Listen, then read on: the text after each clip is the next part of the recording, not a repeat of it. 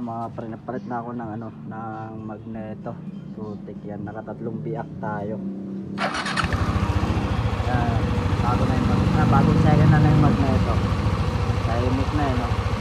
Nagbintangan pa yung plus 4 na may tama, wala palang tama.